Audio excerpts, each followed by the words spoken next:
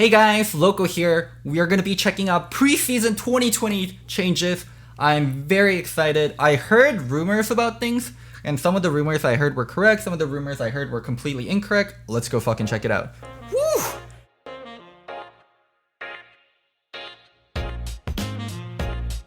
Welcome to Preseason 2020, Rise of Elements. In our high-level goal blog, we revealed that this year's preseason would be transformative but left the details hiding in the fog of war. Then we shared a video preview during the 10th anniversary edition of Riot Please, and now the full reveal is here. Elemental Rifts. Goal. Every game, Summoner Rift presents a variety of distinct and memorable environments for players to master. Rise of the Element will bring SR to life as the primal magic of elemental drakes changes the landscape each game. The third drake transforms the rift before it spawns, and after that its element will be the only one to spawn for the remainder of the game. So the third drake will change the map, and then it's the only drake that keeps spawning. Is that what that text means? Okay, before we go deep into it, what Riot means by every game, Summoner's Rift presents a variety of distinct and memorable environments for players to master is it's something called a roguelike. A roguelike is there's a game called Rogue where it has a lot of replayability because every game you go through like different kind of challenges that are randomized, so you kind of get a feel for the game, but it has so much replayability, and that's what Riot wants League of Legends to have. League of Legends replayability comes from being able to compete versus your opponent and the different champions, but it wants the gameplay to also feel different. Like it feels like you're playing on a different map every single time. You know, kind of like in Fortnite, like you can land in different spots on the map and the gameplay feels really different. But in League of Legends, like you start at your nexus, you go to a lane and you kill turrets and then you end at their nexus. But by introducing new aspects to the map, they want to kind of vary it up. That's why this is what Riot's trying to introduce. So let's see. Infernal Rift.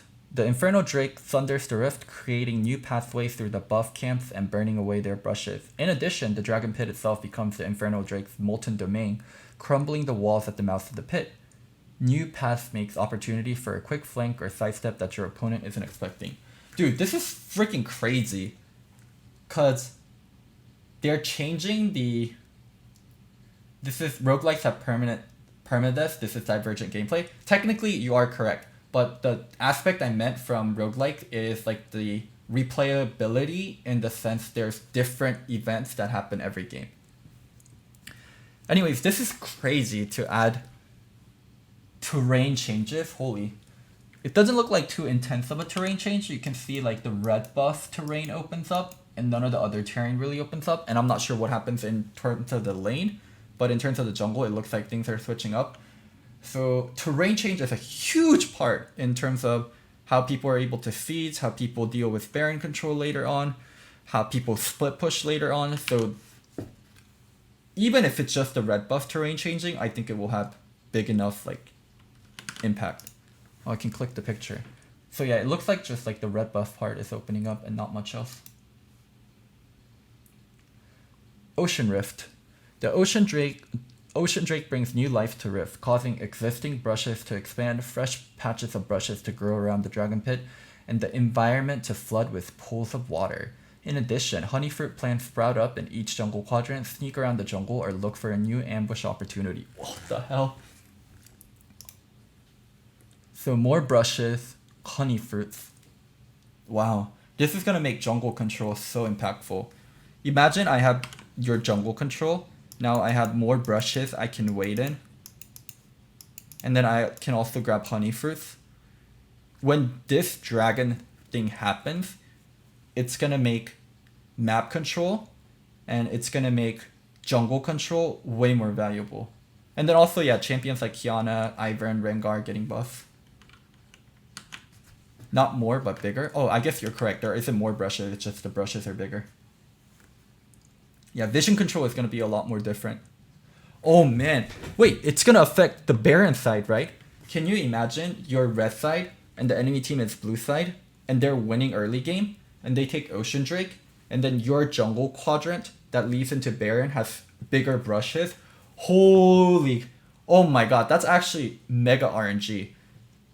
the red side team getting the Ocean Drake spawned on when you're losing the game, and there's so much brushes, so it's hard to check into things.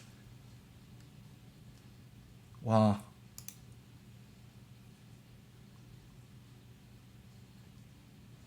Cloud Rift. The Cloud Drake's power spawns air currents flowing through the jungle and dragon pit, speeding up your champions in the vicinity. Dodge skill shots or make swift collapse on your enemy trying to sneak a far away objective.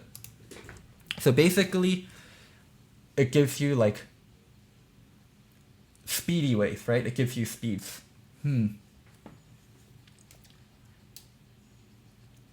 This is gonna make roam squad champions a lot more.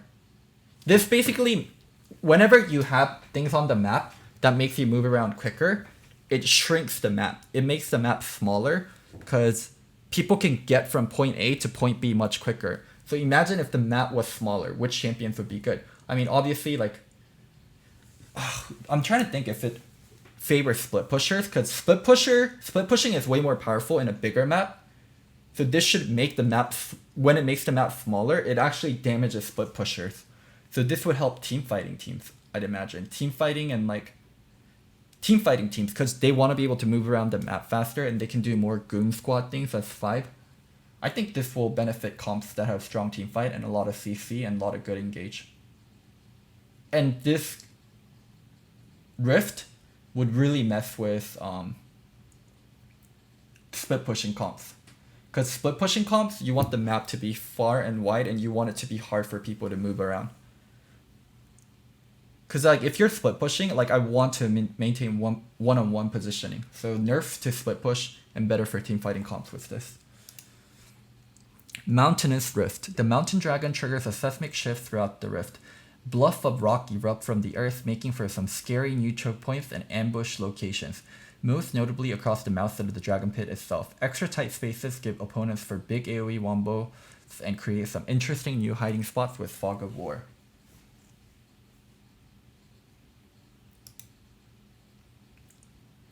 So there's terrain here. Okay, so it's not like this terrain affects the entire map. It affects every quadrant in a little bit of way. So every quadrant will be affected, but it's not like sweeping changes on the map. Well, more darkness, more like this kind of stuff makes it really hard to check into Baron. Like from purple team, you have to go around like that.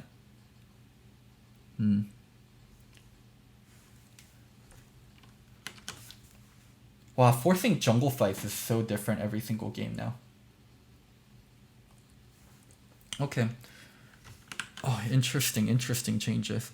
We want to make sure the elemental rifts are fair to both teams regardless of whether one team is ahead on Drakes. Keeping your head in the game if you fall behind early can be hard enough as is.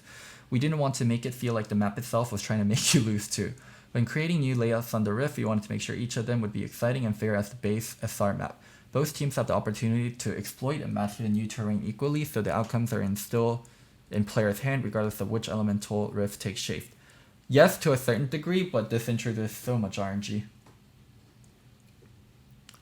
Additionally, we want to ensure the rifts feel intuitive even in your first game. We avoid creating new gameplay mechanics in favor of expanding the SR elements you're already familiar with. We also made sure that changes occur in the jungle near buff camps and dragon pit, so no matter which element you get, you'll interact with the layout change around the same areas.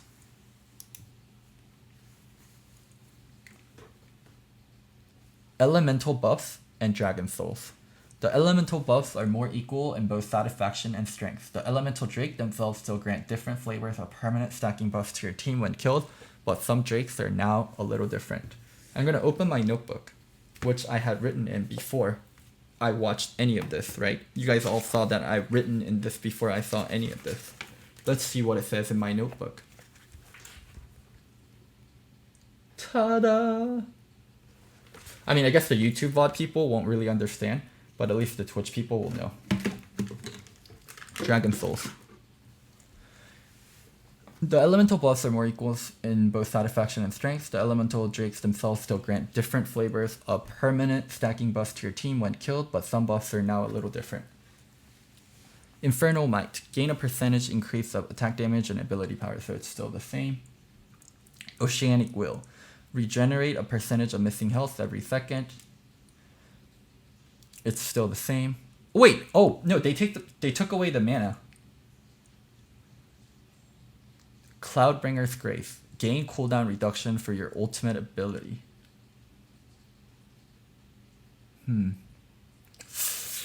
Oof. Jesus, this one became way more. Like, this is so good to certain champions and so bad for certain champions. Mountainous Vigor. Gain a percentage increase of armor and magic resistance. I mean, they had to change Mountain Dragon, so... I mean, this was coming. They had to change Mountain Dragon. When a team kills their 4th elemental drek, instead of stacking their elemental buff, they'll gain a powerful dragon soul from the dominant dragon. Dragon souls persist through death and last the remainder of the game. What? So when you kill your 4th elemental drake, so after you stack 3 drakes, and the 4th one you kill, you get a perma buff. And then the next one's Elder no matter what. So 4th drake win conditions. Infernal Drake Soul. Every 3 seconds, your next attack or damaging spell creates a small AoE explosion, dealing adapted damage that scales with both attack damage, ability power, and bonus health. So they try to stat it where everyone can use it. So every 3 seconds, you do extra damage. Ocean Drake Soul. Dealing any damage triggers strong health and resource regeneration for 3 seconds. Damage to minions provide less regeneration. So a little bit of lifesteal every 3 seconds. Hitting enemies with abilities or attack lowers the cooldown of your base abilities. Oh my god. Oh my god. Riot's like, 80 carries? You thought shit was bad in Season 9? Season 10, shit's gonna be even worse, dog.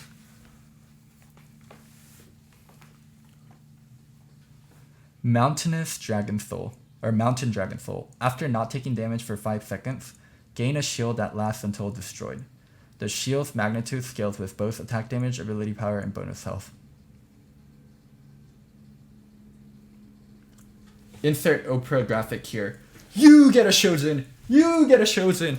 You get a Shoujin! Everyone in the audience, you all get Shoujin Spear! Yay!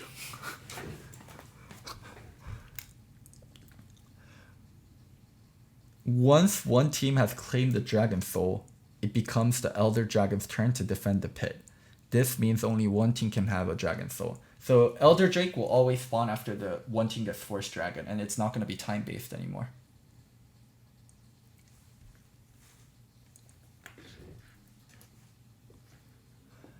Goal. Elder buff is more satisfying. Elder buff doesn't favor the team with more dragons. Okay? Elder Dragon still grants a powerful short-term combat buff, and we're retooling it to offer teams who have failed to claim a Dragon Soul a teamfight focused hope of getting back into the game. To achieve this, we're removing Elder Dragon scaling with Elemental Drake buff, which favors the team that's ahead, and replacing it with a new execution component.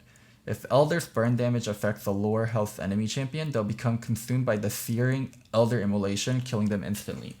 So, long time ago, Riot was testing keystones, right? This is an old keystone that's getting used. They had a keystone that would insta-kill someone below a certain HP. So what pro players did was they ran it on Karthus. So anytime Karthus would ult like a low HP target at like 50% HP, that target would get insta-killed. So that's kind of what it is now. Holy shit. This is gonna be crazy on Karthus.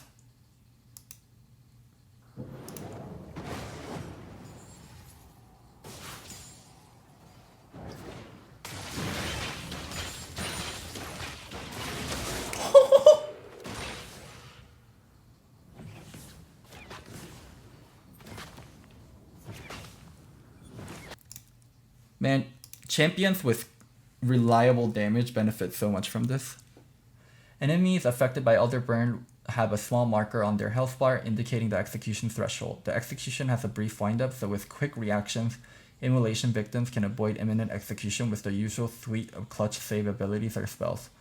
Donyan's Hourglass, Kindra's Ultimate. I wonder if that means it's dodgeable with like flash or a dash.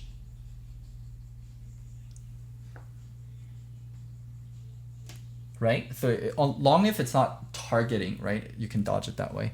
The threat of immolation will still be there when they become vulnerable again, so if the Elder Burn is applied a second time, it's back to the fountain. Side lane, a clothes and brush. The side lane offer great off-play opportunity by allowing players to turn fight through cleaner environmental play. They literally just copied, what's the game I'm thinking of? Heroes of the Storm. In Heroes of the Storm, this is what the side lanes looked like. Aside from elemental rifts and other dragon changes, we made some renovation to other parts of Summoner's Rift. We created identical alcoves in top and bottom lane. Both alcoves feature 3 patches of brush on their outer edges and a small space in the center for champions to juke around or hide in. It's a dead game, no one will know if we copy them. We don't expect alcoves to be used constantly throughout lane phase, but every so often, players may turn a 2v3 into a double kill, or perhaps escape certain deaths due to unique layout of an alcove. We look forward to seeing how players make use of them when they hit the rift. Finally, there are new patches of permanent brushes opposite the Baron and Dragon Pits. These open areas to the river are high traffic but lack map features that create playmaking possibilities. New brush opens up a lot of new strategic and tactical options. Think of brush as this. When there's more brushes and you have to walk into places, it's more dangerous, right? So think of brush as a high ground, right? If you're in a location and you have control of the brush, you have the high ground. And if you guys seen Revenge of the Sith, you cannot, it's hard to hit people in the high ground.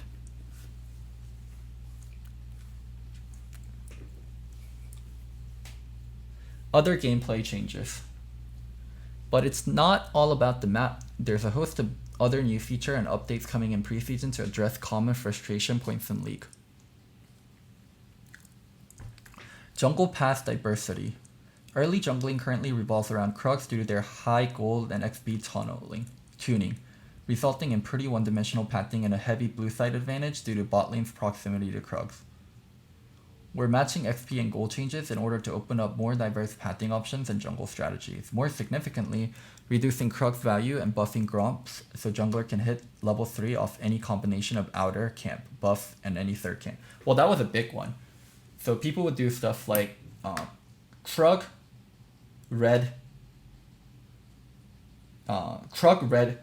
Wraith, or chickens to make sure they can hit level 3. Now you can hit level 3 with buff any outer camp, Gromp or Krug, and any third camp. That's pretty big. It actually does introduce a lot of different jungle path things. And now a lot more champions. Now strong level 3 champions will be very relevant. Elise, Lee Sin. What's another strong level 3 champion? Elise, Lee, Kha'Zix. Jhin is a level 2 champion, not a level 3 champion. Rek'Sai is a really strong level 3 champion. Jhin and J4 are level 2 champions. Yeah. Kane's a really good level 3 champion. Top lane influence. For high stakes solo lane, top hasn't been able to translate a lane win into an effective mid and late game carry for their team. Other than OP top laners that pretty much get to destroy everything. But sure, we'll just agree to disagree. Particularly in higher levels of play. Holy shit, Hashinshin got to them. Oh my god. Hashinshin got to them. Combined with this preseason's increased focus on elemental drakes drawing fights to the bot lane, what about Rift Herald? Right, it's like people are fighting out so much about Dragon. Wait a minute, isn't there a team that made it to Worlds just by fighting at Rift Herald every 10 minutes? No, there's no such team. Everyone cares about dragons more. We're shifting power around to give top laners better opportunities to translate their win in lane into game wins. We're increasing base minion XP slightly so solo laners level a bit faster, and we're reducing the amount of bonus XP generated when allies share XP so bot lane levels a bit more slowly. We're also slightly decreasing jungle XP. Mid and top weren't stronger enough. We'll give you more levels while other people are under leveled. Have fun playing versus Irelia as an AD carry? Why not play versus Irelia with more levels, huh? Huh? Level 11, a huge power spike for champions like Rumble. Now they can hit it faster, while 80 carries, you guys stay weak until 3 items. Ta-da!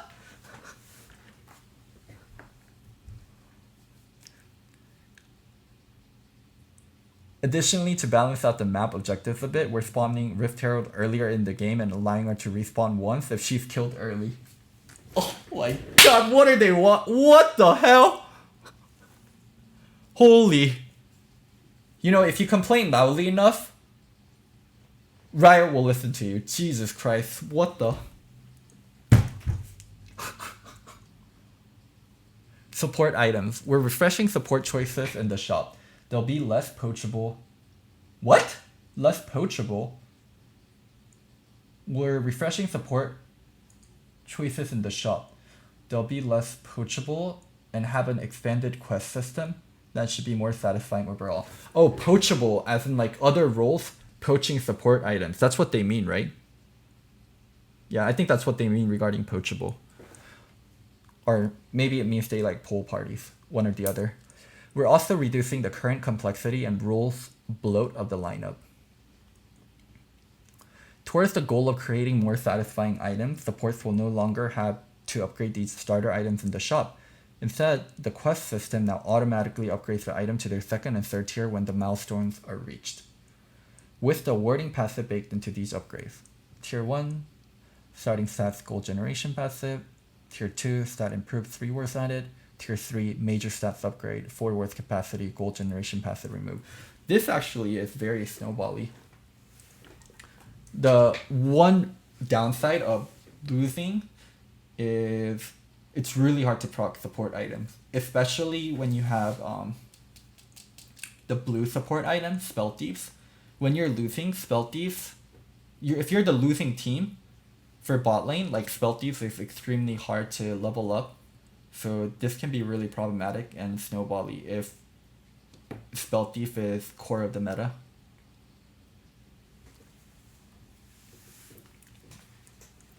This unlocks supports to begin progressing towards their item builds without having to spend their first 1500 gold on completing their economy item. These starting support items won't carry as many stats as before, but we think this is a fair trade-off for jumpstart supports they're getting on their other items. Oh my god. I think this would be fine if support bought utility items, but support buy damage items now. Champions like Pyke.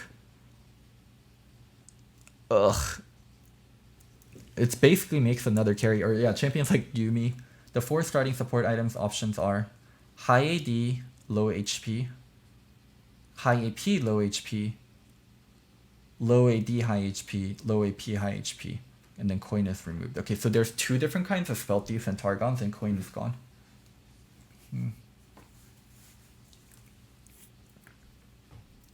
When assembling the play patterns of the incoming passive, Targon and Coin both encourage a safer, more sustained focused playstyle compared to Spell Thief's aggressive one. To simplify the support item system, we're removing Coin and allowing range champions to use the execute element of Targon's passive. So range champions used to be able to use Targon, and what happened was both AD carry and support would buy Targons and everyone would be able to insta-clear the wave. I hope they thought about that before implementing this.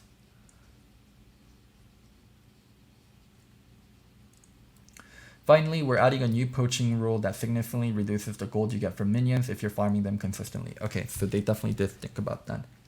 The tuning we want should still allow supports to secure a last hit every now and then or even farm an occasional wave like today. The penalty only kicks in if the item holders begin farming like non-supports. This new rule also allows us to remove the current anti-poaching mechanics on Spell Thieves. Charge passing on CS, nearby ally gold requirement. Nearby ally requirement for gold. Okay. Lethality items. If there anything on AD carries, please tell me there's something on AD carries. There's still a huge scroll bar left, so not all hope is lost yet, fam.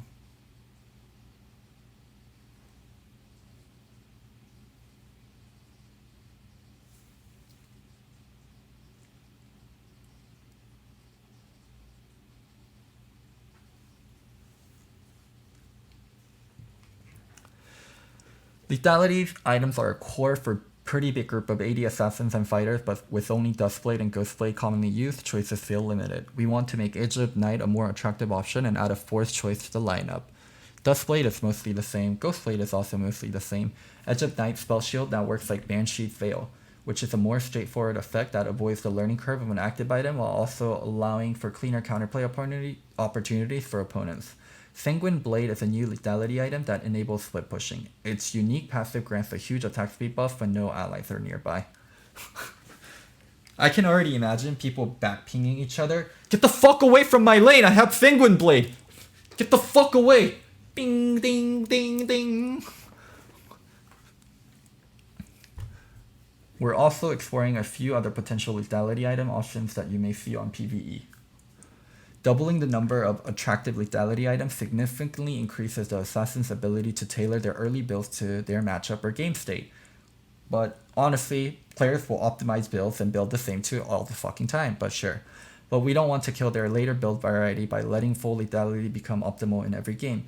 Individuals items grant fewer stats but now feature a 1 and 2 piece bonus which preserves the power spikes of Assassin's first big purchase. Since the set bonus stops at 2, Assassins should generally branch into raw AD items like Guardian's Angel or Black Cleaver after their 2 item power spikes. Wow, there's item set bonuses now. We World of Warcraft. You wanted an MMO? How about we just make League of Legends an MMO? Huh? Full lethality should still feel like a strong option against exceptionally squishy comps though. Other items. We're removing Spear of Shojin. Its unique passive when used by the most synergistic champion is lowering the downtime of some CC, mobility, and immunity spells beyond what we think leave healthy room for counterplay. Just freaking imagine if someone called that out months ago and said the problems regarding Shojin's Spear when Riot decided to remake Essence Reaver and create another item that just did the same thing. I love how instead of Riot's like, everyone's like, hey guys, maybe reducing cooldowns just because people use ultimate is problematic, maybe we should remove that. And Riot's like, you know, you're completely right. We're gonna rework Essence Reaver so it no longer does that. And everyone's like, thank God. We decided to put that item's passive on a new item while reworking Essence Reaver. But, oh well. We're also looking for other small improvements we can make across the item system from now through the launch of Preseason. Keystone rune changes. We're tweaking some keystones to address a few problems they've created. Conquerors have been too effective at allowing sustained damage fighters to deal with tanks, who have lost their place in solo lane as a result. We're toning down the anti-tank nature of the rune by removing the true damage conversion and putting more power into the stacking adaptive force. Kleptomancy have been commonly used as a way to generate lots of gold and act like you're better than everyone and let people know how poor they are in an uneven matchup. Like range versus melee top lane, we're pulling power out of farm gold off of my enemy pattern and pushing more into early game elixir drops. Aftershock continues to attract squishy champions looking to negate their intended fragility. We're lowering the flat resistance more on this rune and buffing the power it gives to tankier champions. Thank you. I mean, that's what they should have done with Aftershock in the first place. Don't let it grant flat armor or flat MR.